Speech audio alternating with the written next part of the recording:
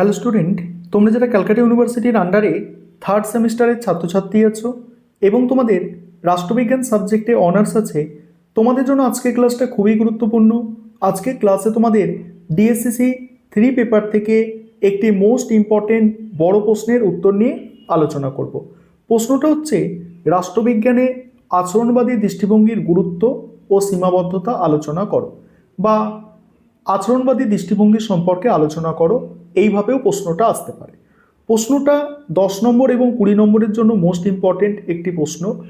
প্রথমেই তোমাদের ইন্ট্রোডাকশন অর্থাৎ ভূমিকা দিয়ে শুরু করতে হবে। সেখানে কি লিখবে দেখো, বিংশ শতাব্দীর মধ্যভাগে বিশেষ করে দ্বিতীয় বিশ্বযুদ্ধের পরবর্তী সময় রাষ্ট্রবিজ্ঞানের পঠন পাঠন ও গবেষণা পদ্ধতিতে যে বৈপ্লবিক পরিবর্তন আসে তাকেই বলা হয় আচরণবাদী বিপ্লব। সাবেকি বা সনাতন পন্থায় রাষ্ট্রবিজ্ঞান শুধুমাত্র আইন, সংবিধান, রাষ্ট্র বা সরকারের প্রাতিষ্ঠানিক কাঠামোর বর্ণনায় সীমাবদ্ধ ছিল, কিন্তু আচরণবাদীরা বললেন প্রতিষ্ঠানের চেয়েও গুরুত্বপূর্ণ হলো প্রতিষ্ঠানের ভেতরে থাকা ব্যক্তি মানুষের রাজনৈতিক আচরণ।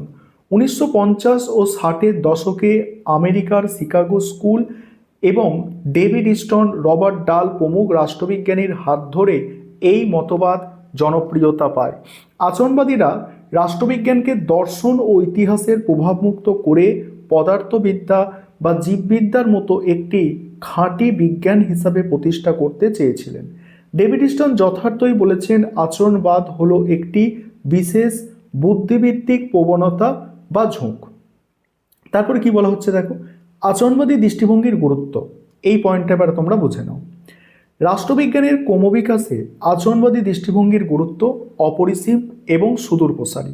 এই দৃষ্টিভঙ্গি রাষ্ট্রবিজ্ঞানকে নিছক দার্শনিক জল্পনা কল্পনা, আদর্শবাদ ও নীতি নৈতিকতার বেড়াজাল থেকে মুক্ত করে বাস্তবের কঠিন মাটিতে দাঁড় করিয়েছে। আচরণবাদের সবথেকে বড় অবদান হলো তার রাষ্ট্রবিজ্ঞানের আলোচনার কেন্দ্রবিন্দু প্রতিষ্ঠান থেকে সরিয়ে ব্যক্তির ওপরে নিয়ে আসেন। তারা মনে করেন সংবিধানের পাতার নিয়ম আর বাস্তবের রাজনীতির মধ্যে অনেক ফারাক থাকে, তাই রাজনৈতিক সত্যকে জানতে হলে মানুষের আচার আচরণ, ভোটদানের প্রকৃতি, জনমত এবং মনস্তত্ত্ব বিশ্লেষণ করা জরুরি। রাষ্ট্রবিজ্ঞানকে বিজ্ঞানসম্মত করার লক্ষ্যে তারা গবেষণা পদ্ধতিতে ব্যাপক পরিবর্তন আনে।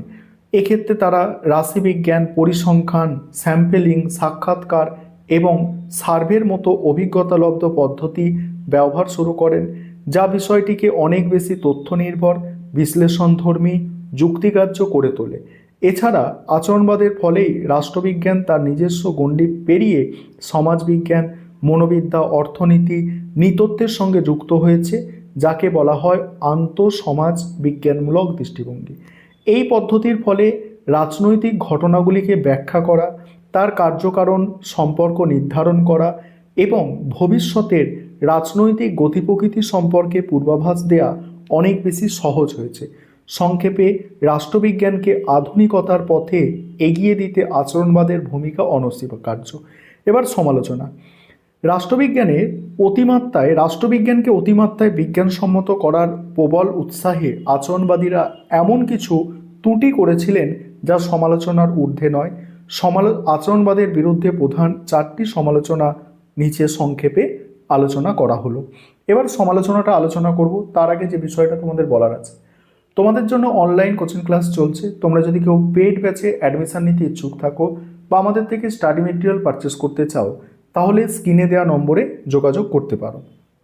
এবারে সমালোচনার প্রথম পয়েন্ট, আচরণবাদীরা গবেষণার বিষয়বস্তুর চেয়ে গবেষণা পদ্ধতির ওপর অত্যাধিক গুরুত্ব দিয়েছেন।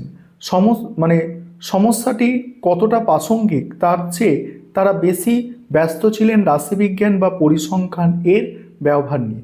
ডেভিড স্টোন নিজেই পরবর্তীকালে একে পদ্ধতিগত গোঁড়ামি বলে সমালোচনা করেছেন।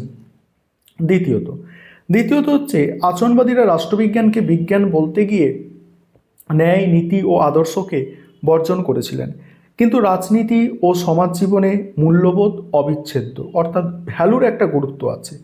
মানুষের ভালো মন্দ বা উচিত অনুচিত বোধকে বাদ দিয়ে শুধুমাত্র তথ্যের ওপর ভিত্তি করে গবেষণা করলে তা প্রাণহীন হয়ে পড়ে।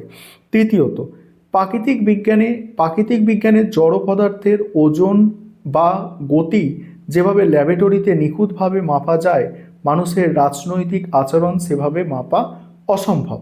মানুষের মন ও আবেগ সর্বদা পরিবর্তনশীল, তাই কোনো গাণিতিক সূত্র দিয়ে মানুষের আচরণের ধ্রুবক সত্য বের করা অবাস্তব। চতুর্থ বলা হচ্ছে আচরণবাদীরা মূলত স্থিতিশীল রাজনৈতিক ব্যবস্থার বিশ্লেষণেই ব্যস্ত ছিলেন। সমাজের আমূল পরিবর্তন, বিপ্লব বা যুদ্ধকালীন সংকট পরিস্থিতি তাদের গবেষণায় উপেক্ষিত হয়েছে। ফলে এই মতবাদ পরোক্ষভাবে প্রচলিত রক্ষণশীল সমাজ ব্যবস্থা বা স্থিতাবস্থাকে সমর্থন জানিয়েছিল। তারপরে উপসংহারে কি লিখবে দেখো, পরিশেষে বলা যায় রাষ্ট্রবিজ্ঞানকে একটি আধুনিক ও বিজ্ঞানসম্মত স্বাস্থ্য হিসেবে গড়ে তোলার ক্ষেত্রে আচরণবাদের অবদান অনস্বীকার্য। এটি রাষ্ট্রবিজ্ঞানের গবেষণার পরিধিকে ব্যাপক ও বিস্তৃত করেছে, যদিও এর অত্যাধিক যান্ত্রিকতা, এই নীতিহীনতা শেষ পর্যন্ত টিকতে পারেনি। এই ত্রুটিগুলিকে স্বীকার করলেই 1960-এর দশকে শেষে ডেভিড স্টোনের হাত ধরেই আচরণবাদের উত্তর বিপ্লব অর্থাৎ যেটা পোস্ট বিহেভিয়ারিজম এর সূচনা হয়। আচরণবাদের উত্তর পর্যায়ে রাষ্ট্রবিজ্ঞানে বৈজ্ঞানিক পদ্ধতির প্রয়োজনীয়তাকে অস্বীকার করেনি, বরং তারা সাথে সামাজিক প্রাসঙ্গিকতা ও কর্ম এর মেলবন্ধন ঘটিয়েছে। এই ছিল তোমাদের মোস্ট ইম্পর্টেন্ট একটি প্রশ্নের উত্তর। আর প্রশ্নের উত্তরগুলো এইভাবে গুছিয়ে লিখতে হবে ভালো নম্বর পাওয়ার জন্য।